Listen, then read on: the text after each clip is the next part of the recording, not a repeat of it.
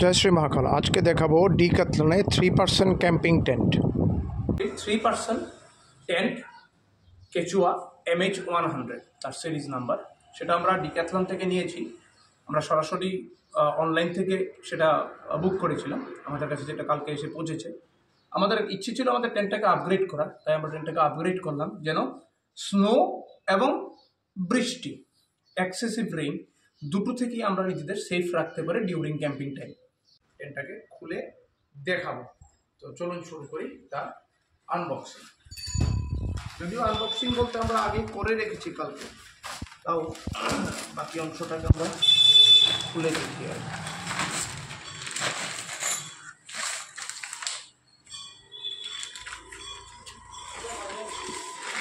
টেন্টটা এইভাবে পকেটে থাকে, আর এখানে আমাদের আছে কিছু ইকুইপমেন্টস সঙ্গে, গাইরোপ, এগুলিকে গাইরোপ বলে। আর এখানে আছে অ্যাটাচমেন্ট হুক।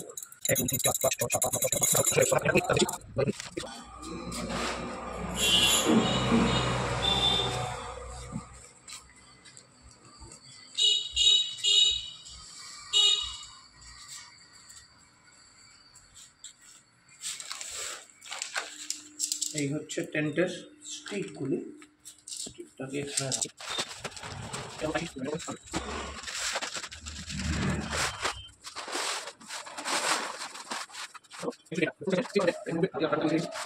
স্টিকগুলিকে তৈরি করা। আমরা আগে স্টিকগুলিকে তৈরি করে নিই এক এক করে।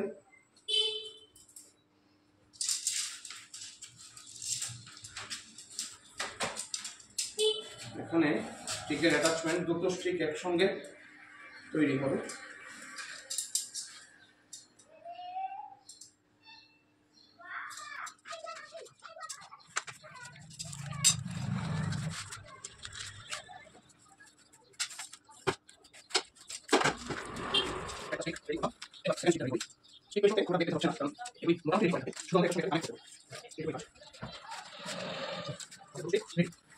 এবার আমাদের কাজ হচ্ছে স্টিকগুলিকে তার সঙ্গে কানেক্ট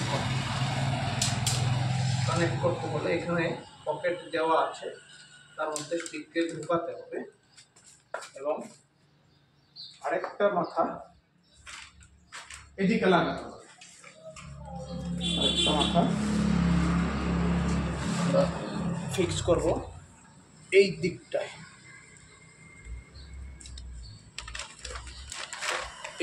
ফিক্স করবো। আর একটা মাথা ফিট হলো, এখানে ধরেছি। এবার আমরা এই কর্নারের স্ট্রিপটা লাগাচ্ছি।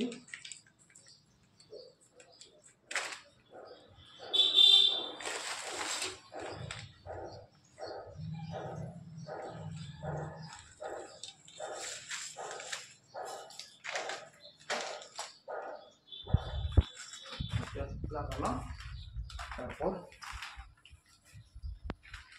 লাস্ট কর্নারের স্টিকটা লাগাবো।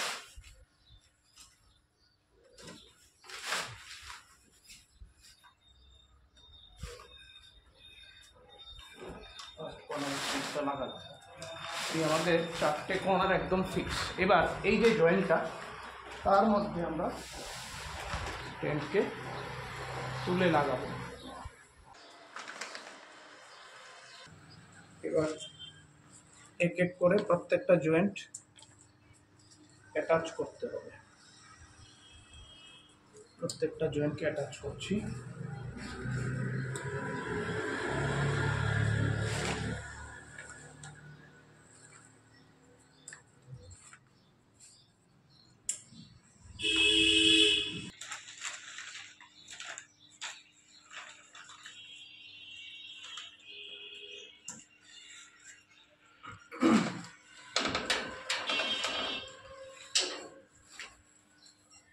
এখানে করছি। এবার আমরা তার উপরে ফ্লাই শিটটা দিচ্ছি। ফ্লাইশিটটা দেবো, ফ্লাইশিটটা দিয়ে স্টিকটাকে আবার ঠিক করবো। এই আমাদের টেন্ট সেট আপ হয়ে গেল।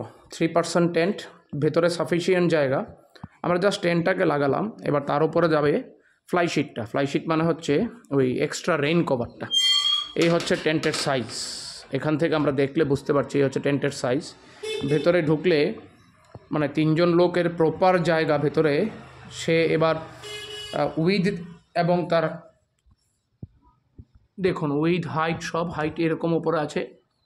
ভেতরে ঢুকে আমরা তারপরে দেখাচ্ছি। আগে ফ্লাইশিটটা ওপরে রেডি করে নিই।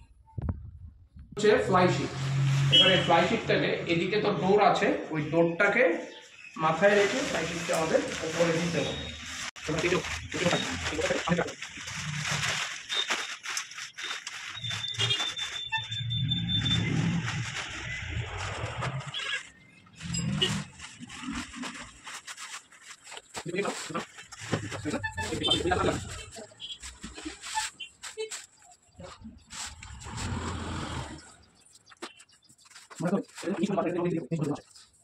দেখো এই হচ্ছে ফ্লাইশিটকে লক করার জন্য এটা দেওয়া আছে। ফ্লাইশিট এখানে লক হবে এইভাবে। ফ্লাইশিট লক হলো। এবার সিমিলার এই শিট এটাও এখানে লক হবে, এখানে লক হবে, তাহলে ফ্লাইশিট উঠবে না। আর এগুলি হচ্ছে গাই রোপ লাগানোর জন্য, এগুলিতে গাই রোপ লাগানো। আর এখানে আমাদের ডোর।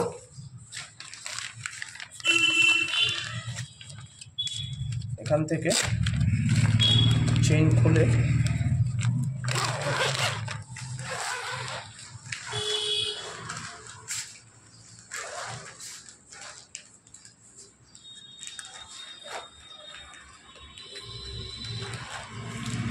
আমাদের ডোর খুলে গেল। এটা হচ্ছে আমাদের ভিতরের ডোর, আর এটা হচ্ছে বাইরের ডোর। ফ্লাইশিটের ভেতরের চিপ ওইটাকে একটু নামাতে হবে। ওইটাকে একটু নামালে ফ্লাইশিটটা একদম সঠিকভাবে বসে যাবে। ওপরে জল দিলেও তার ভেতরে জল আসার কোনো চান্সেস নেই। ওই দিক দিয়ে একটা ভেন্টিলেশনের সিস্টেমে রাখা আছে, ভেন্টিলেশন যেন ভালো করে হয়। আর এখান থেকে এটাকে টেনে এখানে গাই রোপ দিয়ে কিংবা ডাইরেক্ট একটা ক্ল্যাম্প দিয়ে, এরকম একটা ক্ল্যাম্প নিয়ে ক্ল্যাম্পটাকে এখানে আটকে এটাকে যদি আমরা মাটির ভেতরে ঢুকিয়ে দিই, তাহলে এখানে জুতো রাখার জায়গা হচ্ছে। জুতো বৃষ্টিতে ভিজবে না, খুব সুন্দরভাবে টেন্টের বাইরেও আমরা কিছু জিনিস রাখতে পারবো।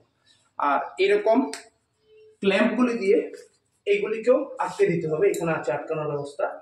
এখানে ক্ল্যাম্প ঢুকিয়ে এখানে ক্ল্যাম্প ঢোকাতে হবে, ঢুকিয়ে এটাকে আটকে দিতে হবে, তাহলে টেন্ট বাতাসে উড়বে না। এই হচ্ছে পুরো ডিক্যাথলনের টেন্টের সেটআপ। এবার আমি ভেতরে গিয়ে দেখাচ্ছি। খুলে নিই। এই হচ্ছে ভেতরের জায়গা। করে নিতে পারবো। এই হচ্ছে ভেতরের জায়গা। এখানে হুক আছে। এই হুকে ক্যাম্পিংয়ের যে লাইট থাকে সেই লাইটটাকে ঝোলানো যাবে। এদিকে ভেন্টিলেশনের পুরো প্রসেস আছে। এখানে পকেট দেওয়া আছে, মোবাইল, চার্জার বা কোনো ওয়ালেট এগুলি রাখার জায়গা আছে।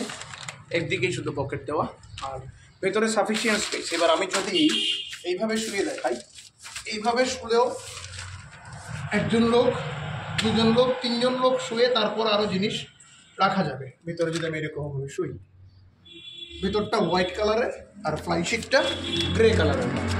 আচ্ছা, এবার আমি এইভাবে শুয়ে দেখাচ্ছি। যদি আমরা এইভাবেও শুই তাহলেও সাফিসিয়েন্ট স্পেস, তিনজন লোক শুয়ে সঙ্গে আরও লাগেজ রাখা। এই হচ্ছে ডিক্যাথলনের 3 জন ক্যাপাসিটি 3% টেন্ট কেচুয়া MH100 তার সিরিজ নাম্বার। সেটা আমরা ডিক্যাথলন থেকে নিয়েছি।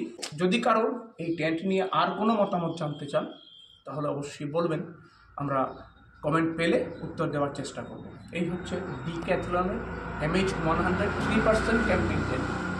কোয়ালিটি খুবই ভালো, স্টিচিং খুবই ভালো। আর এই যে পলিথিন নিচে দেওয়া আছে সেটা বেশ মজবুত, চতুর্দিকে সেটা স্টিচ আপ করা। এখন আমাদের কাজ হচ্ছে আমাদের এই সারফেসটা সমান মাপের একটা এক্সট্রা তারপিওলিন আমাদের কিনতে হবে, যেটা আমরা এই টেন্টটা লাগানোর আগে নিচে পাতবো, যেন টেন্টের সারফেসটা খারাপ না হয়। একটা মোটা তারপিন আমরা কিনবো, সেটা তার সঙ্গে আমরা অ্যাটাচ করবো না, সেপারেট থাকবে, কিন্তু সেটা আগে বিছিয়ে তার উপর টেন্টটা লাগাবো। টেন্ট পিচ করলে তাহলে টেন্টটা খারাপ হবে না। আজকের ভিডিও কেমন লাগলো অবশ্যই জানাবেন।